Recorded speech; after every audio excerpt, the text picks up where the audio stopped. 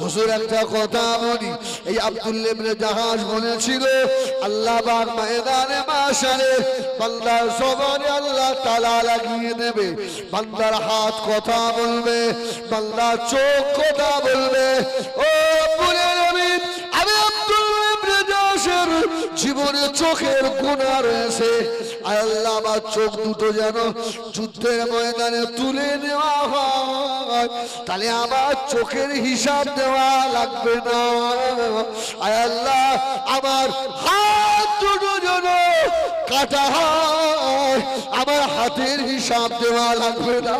আল্লাহ আমার জবান যেন কাটা হয়, এই জবান দিয়ে কত বুজুল কথা বলে ফেলেছি, সেদিন আর যদি কাটা হয় শহীদ হয়ে যায়, জবাব দেওয়া লাগবে না। আল্লাহ আমি আল্লাহ আপনার দরবারে বিনা হিসাবে আল্লাহ আপনার রহমতের জান্নাতি হয়ে যাব। সুবহানাল্লাহ সুবহানাল্লাহ। চিন্তা করেন, যুদ্ধে নামার আগে দোয়া করছে আমার চোখের হিসাব দিতে হবে, আল্লাহ আমার চোখ দুটো যেন তুলে ফেলে, আমার হাতের হিসাব দিতে হবে, আল্লাহ আমার হাত যেন কাটা হয়, আমার পা যেন কাটা হয়। সুবহানাল্লাহ সুবহানাল্লাহ সুবহানাল্লাহ। নিয়ে দেখে আল্লাহু আকবার, জলসা আছে, জলসার রূহ উঠে গেছে, জলসার রূহ নেই, इसमें आशा रह गए, रूह बिलाली ना रहे, फलसफा रह गए हैं, तलकीन गजाली ना रहे, जिसमें आशा रह गए, रूह बिलाली ना रहे, फलसफा रह गए हैं, तलकीन गजाली ना रहे। आज़ार से बिलाले से आज़ार से जलसा से সেই জলসার আছে, বেলালের আযান নেই, আযান আছে, বেলালের রূহ নেই। সুবহানাল্লাহ সুবহানাল্লাহ। জলসা আছে, জলসার রূহ চলে গেছে, জলসার রূহ চলে গেছে। যত মাহফিলে, আমার মাহফিলে আলহামদুলিল্লাহ এখন ভর্তি মানুষ, আরো লোক বেশি হবে দেখবে। এখানে শুধু একটু দুটো তিনটে গানের নকলে নাচ গাইতে হবে, এসব যুবকগুলো তোমার লাভ দিয়ে ঠেলে উঠবে, এই যুবকগুলো লাভ মারবে দেখো, ঠিক না? আমার ভাইজানেরা, সোনা মানিকেরা, যত যায় করেন আল্লাহকে ভয় করুন, আল্লাহর ভয় অন্তরে রাখেন, নাজাত পেয়ে যাবেন। সোনা মানিক আল্লাহ নবী করে যাচ্ছে সাহাবী, 10 জন সাহাবীকে আল্লাহ নবী জান্নাতে সার্টিফিকেট দিয়েছিলেন। আল্লাহ নবী বললেন আমার আবু বকর ফিল জান্নাহ, সুবহানাল্লাহ বলেন, আমার ওমর ফিল জান্নাহ, আমার আলী উসমান ফিল জান্নাহ, আমার আলী ফিল জান্নাহ, আমার আব্দুর রহমান ইবনে আউফ ফিল জান্নাহ, আমার সুমাইয়া ফিল জান্নাহ, আমার সাহাবী সাদ ইবনে আবি ওয়াক্কাস ফিল জান্নাহ। এরা আমার দুনিয়ার জান্নাতি সাহাবী। হযরত ওমর কত নম্বর জান্নাতি? এই কত নম্বর বলো বলো, একটু পানি খাওয়াবি রে, মেরে ফেলবি, একটু পানি একটু খাওয়া। আল্লাহু আকবার, একবার তাকবীর দাও, নারায়ে তাকবীর। এই মোহাম্মতে দেন নারায়ে তাকবীর, নারায়ে রিসালাত, ইয়া রাসূলুল্লাহ। আমার সোনা মানিক ওমর দ্বিতীয় নম্বর সাহাবী, সুবহানাল্লাহ বলে। রাসূল যাকে বলেছে জান্নাতি, ও কি আর জাহান্নামে যাবে? আচ্ছা বেটা, এ কি হয়েছে তোদের সবাই? সারা কতটা পানি আনতে পারি দেখি, ওরা খেতে যাচ্ছে, সময় মতো না খেলে গ্যাস হবে, যাদের খাওয়া দরকার খেয়ে আসে। এই আপনারা রাগ করছেন আমার উপরে, আমি একদম একদম খোলা মনে কথা বলছি, আপনারা একটু সময় ধরে নেন। আমি এই পূজারীর ছেলে, তাহলে আর তো অসুবিধা হবে না। আচ্ছা আমি কি তোমাদের ভাই হতে পারি? দেখতে খুব খারাপ, ভাই আমার মতন নয়। হ্যাঁ, তাহলে ভাইয়ের একটু আওয়াজে জোরে আওয়াজ দেন দিন, নারায়ে তাকবীর, আর একটু জোরে দেন নারায়ে তাকবীর। আলহামদুলিল্লাহ বলেন, আলহামদুলিল্লাহ বলেন, বলেন আল্লাহু আকবার। ওহ, উমর রাদিয়াল্লাহু তাআলা বসে আল্লাহর ভয় দেখে। ওহ, উমর বসে আছে, বাপ আর বেটা টুক টুক টুক টুক করে এসে হযরত উমরের দরবারে দাঁড়িয়েছে। সুবহানাল্লাহ বলে, বাপ আর বেটা। হযরত উমর রাদিয়াল্লাহু তাআলা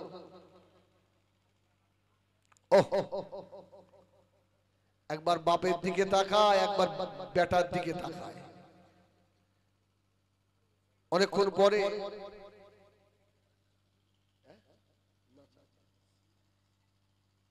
দাড়িটা রাখ, শেষ করবো, ঠিক বলি? জলসা কম তুই সব কিছু তোর দাড়ি কেন? ও হয়তো ওখানে বসে নিয়ত করবে, এ ওনাম কমল হিসেবে হাত দাওয়াত দিস না, পানি এনে বলে ও পানির পিপাসায় খাইয়ে যাচ্ছিল না। আমার ভাই, আমি তোমার ভালো চাই বলে বলেছি, কি আমি খারাপ চাই বলে বলেছি? আল্লাহু আকবার। দাড়ি যারা রাখে না এরা হিজড়ের থেকেও খারাপ, এরা মেয়ে লোকের থেকেও খারাপ। আল্লাহ পুরুষের গোপাত দাড়ি দিয়েছে পুরুষের সৌন্দর্যের জন্য। সুবহানাল্লাহ বলেন। আল্লাহ তোমাকে সৌন্দর্য করে তুমি সব কেটে সব পান সব করে দিচ্ছে। আহারে, এটা করো, এটা করো না, গুনাহ হবে। আজকে বলে যদি সব মুসলমান রাসূলুল্লাহর সুন্নতি ওয়ালা হয়ে যেত, টুপিওয়ালা দাড়িওয়ালা হয়ে যেত, যদি আমরা বাজারে বার হতাম, বেঈমানরা আমাদের থেকে কাঁপতো না, কাঁপতো না। এখন এই মুসলমান না কাওরা, ওর তো বোঝাও মুশকিল। কি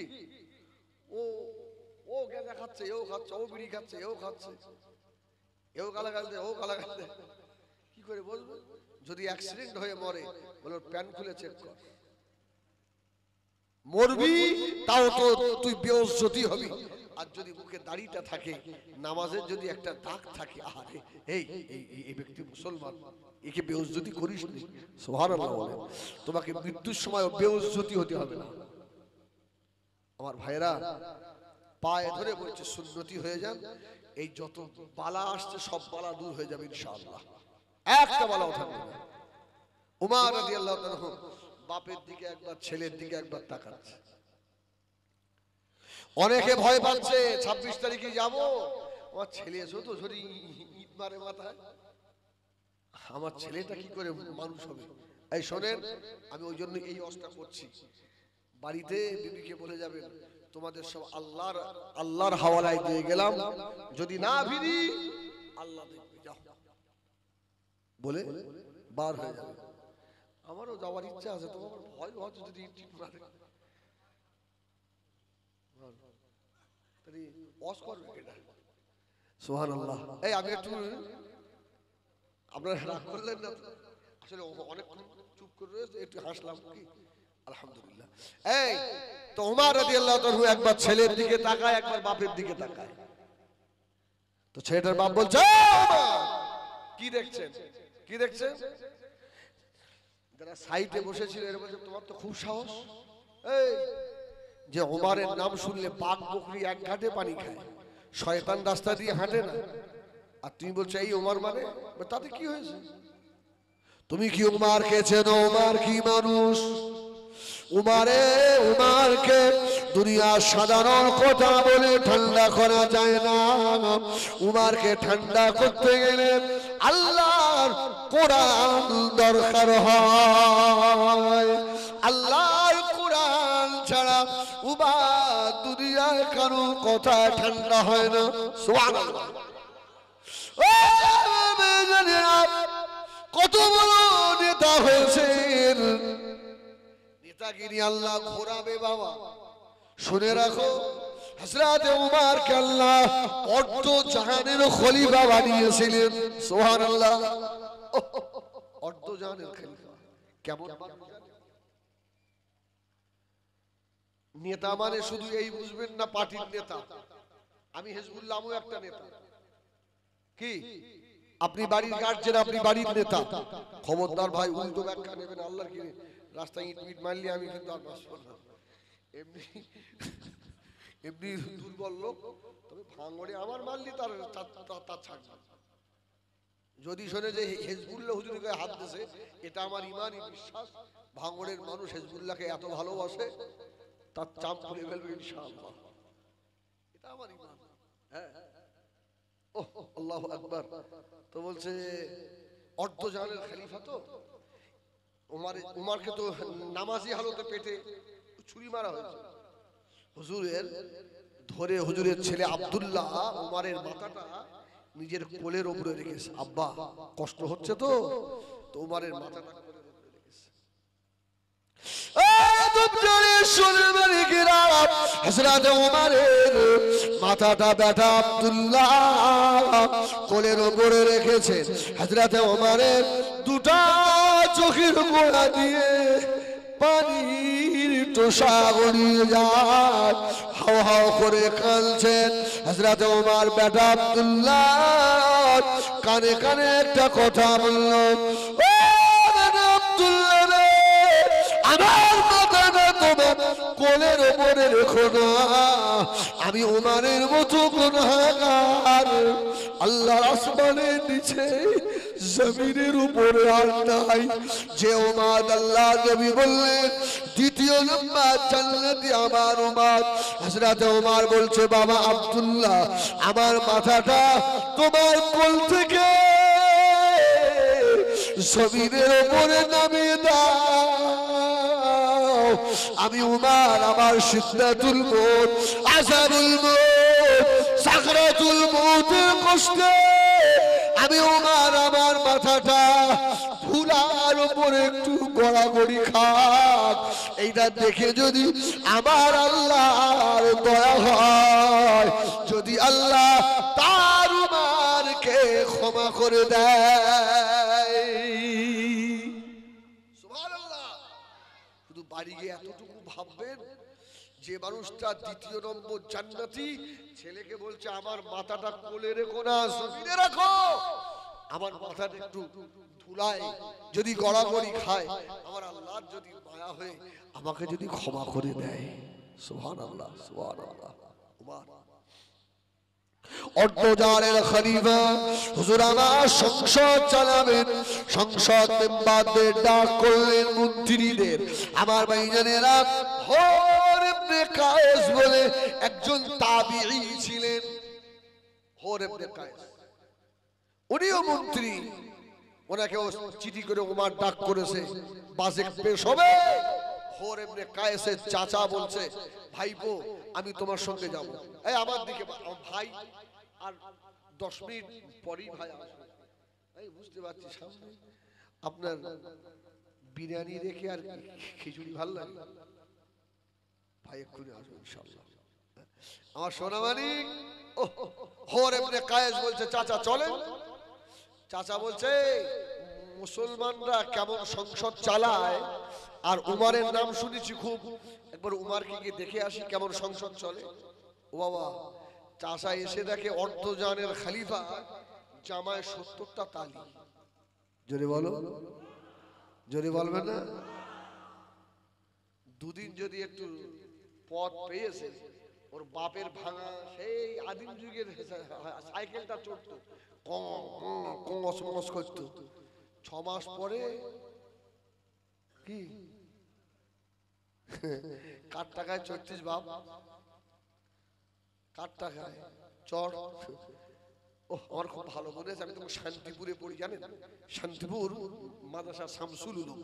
তো মাদ্রাসাটা বল ফিল্ডের মাঝখানে, দুই দিকে বল খেলার মাঠ।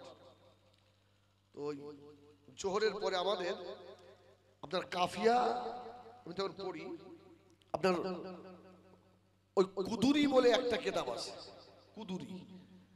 তো ওই কিতাব হুজুর আমাদেরকে পড়াচ্ছেন। আর তখন তো এই বুলেট গাড়ি এত ছিল না। মাদ্রাসার পাশে একটা লোক ছিল এইরকম মোটা, তার নামটা মনে নেই আমার, সে ওই লাল একটা কিনেছে বুলেট, কিনে ওই মাঠে পাই পাই করে ঘুরছে।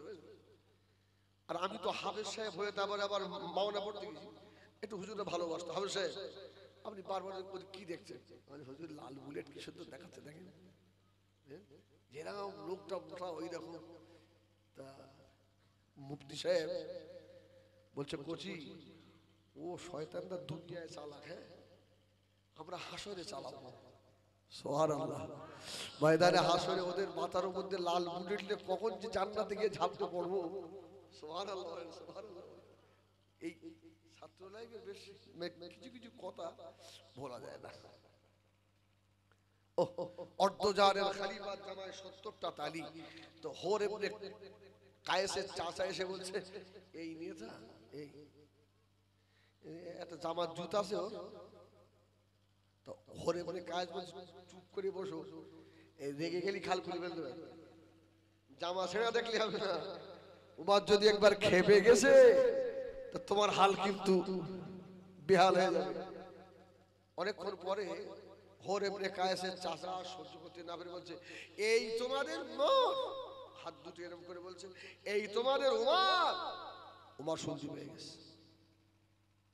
হযরত আমিরুল মুমিনিন খলিফাতুল মুসলিমিন হযরত ওমর ফারুক রাদিয়াল্লাহু তাআলা আনহু হুজুরের হাতে ছিল চাবুক, একবার ছাড়া দিয়েছে। সুবহানাল্লাহ। শাক করে একটা আওয়াজ। হোর ইবনে কায়েস বলছে চাচা এবার রেডি হও, তোমার আর কোনো বাপ বাঁচাবে না। ওমর যখন চাবুক ঝাড়া মেরেছে তার মানে কি তোমার চাম খুলবে না।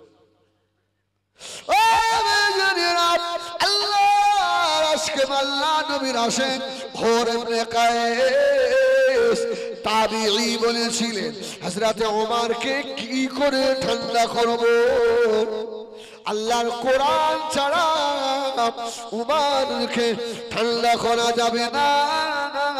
হযরতে হোর ইবনে কায়েস সংসদ ভবনের ভিতরে দাঁড়িয়ে বলে বলতে লাগলেন আল্লাযী হযরতে উমার রেগে যাবেন না, আল্লাহর কোরআন শোনেন আল্লাযীনা ইয়ানফিকুনা ফিস সাররা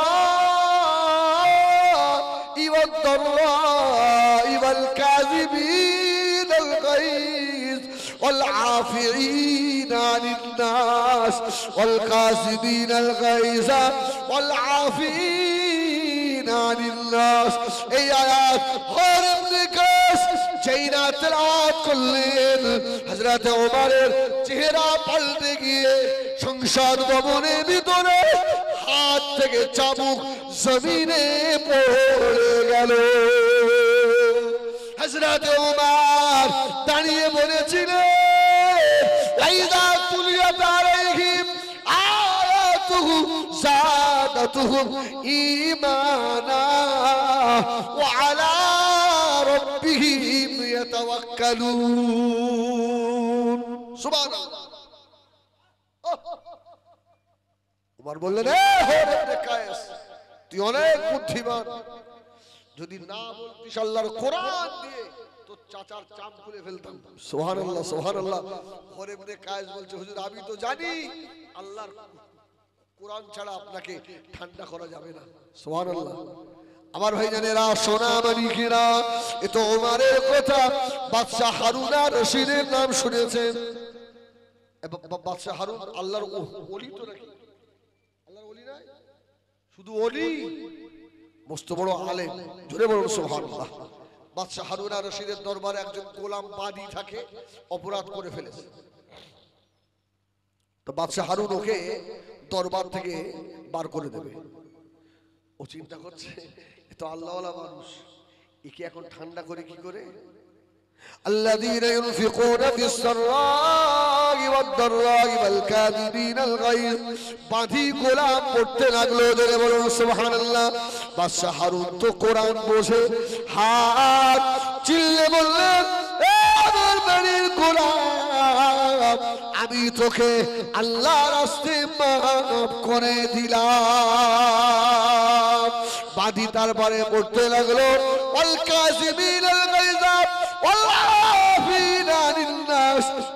আল্লাহু ইউহিব্বুল মুহসিনিন, যেই বললেন আল্লাহু ইউহিব্বুল মুহসিনিন, আল্লাহর ওলি হযরত হারুন আর রশিদ বললেন শুধু মাপ নয়, তোকে আমি হারুন আল্লাহর রাস্তায় আজাদ করে দিলাম। সুবহানাল্লাহ। সেই উমর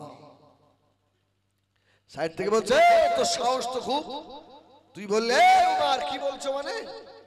উমর বললেন বাবা ঠিক আছে, এই বাচ্চাটা কার? বাচ্চাটা বলছে হুজুর এই ছেলেটা আমার ছেলে। উমর বলছে আমি বারবার কেন দেখছি জানো, এই বাচ্চাটা আমার আল্লাহ যে এত ভালো কারিগর, দিটো তোমার মতো করে আল্লাহ বানিয়েছে। সুবহানাল্লাহ। তোমার যেমন নাক বাচ্চাটার তেমন নাক, তোমার যেমন ভুরু চোখ বাচ্চাটা ঠিক তেমন। আমার আল্লাহ কত সুন্দর যে কারিগর, জোরে বলুন সুবহানাল্লাহ। ওয়ামা মেজরেরা সোনা মালিকেরা হযরত ওমরের দরবারে বসে ওই সময় বাপটা বলেছিলেন ও হযরত ওমর, এই ছেলেটাকে নিয়ে বড় ইতিহাস আছে। ইতিহাস একবার দরুদ শরীফ পড়েন আল্লাহুম্মা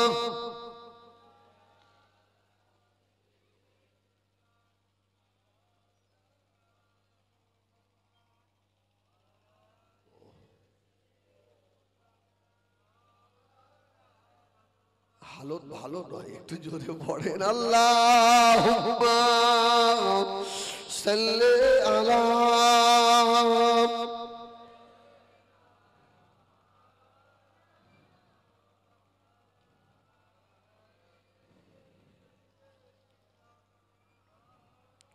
ধন্য হয়েছি মোরা ধন্য বিশ্ব নবী তোমার জন্য দিলে তুমি মানবের দীক্ষা অনন্য।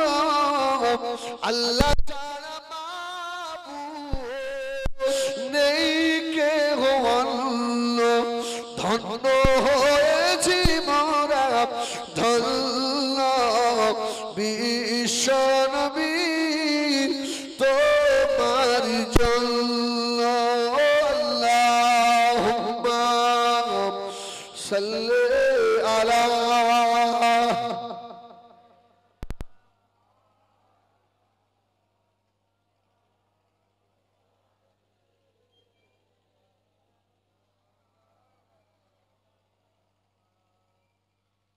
इन हवाओं से कह दो इन आए इधर, मुझको खुशबू की कोई जरूरत नहीं, जिनकी खुशबू से महका सारा जहां, और खुशबू मदीने में मौजूद है।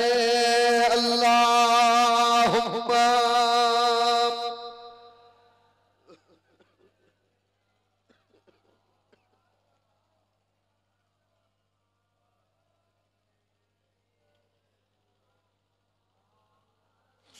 ওমা দিনদার ইমানদার ভাইয়ের আল্লাহ ওয়ালা বাবাজিরা মায়েরা বোনেরা বেটিরা, হযরত ওমরকে ছেলের বাপটা বলল ও হযরত ওমর আপনি দাঁড়িয়ে যান, আমার এই ছেলে নিয়ে বড় ইতিহাস আছে।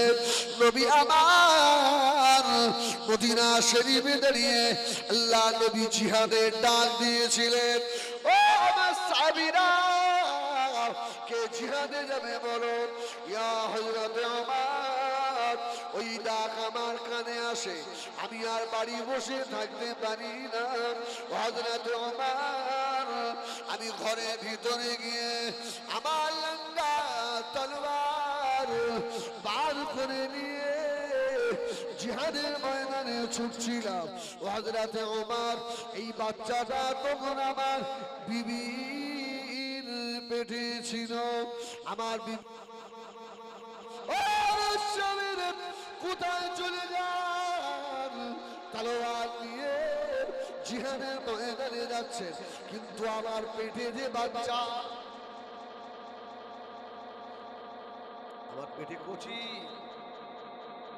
বললো মা, আমি ঘুরে এসে আমার বিবির পেটে হাত দিয়ে বললাম আমি জিহাদে চলে যাচ্ছি, এই বাচ্চাটাকে আল্লাহর হাওয়ালায় দিয়ে গেলাম। সুবহানাল্লাহ। আল্লাহর কাছে সুপে দিলাম, আল্লাহর হাওয়ালায়। এই বাচ্চা দেখবে আল্লাহ। ও হযরতে ওমর, আপনি শোনেন, আমি জিহাদের ময়দানে গিয়ে আল্লাহ দ্বীনের জন্য যুদ্ধ করছিলাম।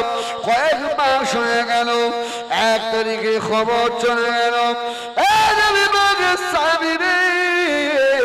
তোমার বিবি ইন্তেকাল হয়ে গিয়েছে। ওই বাচ্চা পেটে আছে, ওই বাচ্চা পেটে থাকা অবস্থায় তোমার বিবিকে দাফন করা হয়েছে। ও আমি চিন্তায় পড়ে গেলাম, আল্লাহ বাড়ি গিয়ে একা থাকবো কি করে? যাদের বিবি নেই, বয়স্ক মানুষ, এদের জিজ্ঞেস করবেন কি শেয়ার করা লোক দরকার আছে না নেই? অনেকে আছে দেখবেন, অনেক যুবক আছে কিন্তু ছেলে বড় বড়, বিবি মারা গেছে, যুবক ছেলেগুলোর বাপকে আর বিয়ে করতে দেয় না। আছে না? আছে না? হ্যাঁ, তুই একবার বিয়ে করে দেখ, বলে না তো ঠ্যাংকেরাম ভাঙি। না না না, ছেলেরা তোমরা নিজে মেয়ে দেখে তোমার বাপকে বিয়ে দেবে কি? অন্তত বাপ গোনা থেকে বেঁচে যাবে। কি বাপের এমন এমন এমন এমন প্রয়োজনীয় কাজ রয়েছে যেগুলো বৌমায়েরা পারে না। ঠিক কিনা ভুল বলেন? যদি আল্লাহ মাফ করেন, যদি কোনো বেকায়দা জায়গায় একটা আপনার ফোড়া হয়, বৌমা হাত দিতে পারবে? আর যদি নিজের স্ত্রী হয়, পারবে না? তুমি যুবক হয়ে তোমার মা মারা গেছে, তোমার বাপের এখনো বিয়ে করার ক্ষমতা আছে, ছেলে তোমরা ধরে বাপকে বিয়ে দেবে? বিয়ে দেওয়ার দূরের কথা, বাঁচলে দিচ্ছে তারা। কি আল্লাহ! আমার ভাইজানেরা, সোনা মারি কিনা, ও হযরতে ওমর, আমি একা বাড়ি কি করে থাকি? জিহাদ হয়ে গেল, ঘরে চলে এলাম। ঘরে আমি একা থাকি। গভীর রাত্রিরে তাহাজ্জুদের নামাজ আদায় করে আমার বিবি বাচ্চার জন্য রব্বুল আলামিন আল্লাহ পাকের দরবারে দুটো হাত তুলে হাওমাও করে কাঁদি। আল্লাহ, বাচ্চাকে আপনার হাওয়ালায় দিয়ে গেলাম। আমার বিবিও নাই, আমার বাচ্চাও নাই। আল্লাহ, আমার অবস্থা কি হবে? ও জানেনা, হযরত ওমর রাদিয়াল্লাহু তাআলা হুজুর আমার শুনছিলেন। কিছুক্ষণ পরে ওই ছেলেটা বলল, ও হযরত ওমর, দুদিন পরে খবর পেলাম, গ্রামবাসীরা বলল, এ নবী পাকের সাহাবী, তোমার বিবির কবরে রাত্রিরে আগুন হয়। ওমা, আমি খুব চিন্তায় পড়ে গেলাম। আল্লাহ, আমি বিবির জন্য এত দোয়া করি, আর আমার বিবি তো খারাপ নয়, কিন্তু আমার বিবির কবরে আগুন হয় কেন? এইরকম আগুন হয় কেন? ও হযরত ওমর, আমি পরে রাত্রিরে, গভীর রাত্রিরে আস্তে আস্তে গিয়ে আমার বিবি সাহেবার কবরে দাঁড়িয়ে গিয়ে শুধু একবার সালাম দিলাম, আসসালামু আলাইকুম ইয়া আহলাল কুবুর। সালাম দিয়ে চোখটা বন্ধ করে ওমর আমি দাঁড়িয়ে গিয়ে সূরা ফাতিহা, সূরা ইখলাস, দরুদ শরীফ, সূরা তাকাসুর, আলহাকুমুত তাকাসুর হাত্তা যুরতুমুল মাকাবির, আছে না সূরা? সূরা তাকাসুর তেলাওয়াত করে ও হযরতে ওমর আমি দুটো হাত তুলে আল্লাহ পাকের দরবারে মুনাজাত করতে লাগলাম। চোখটা খুলে দেখি আমার বিবির কবর থেকে আর একটা নূরের আলো আসমানের দিকে উঠছে।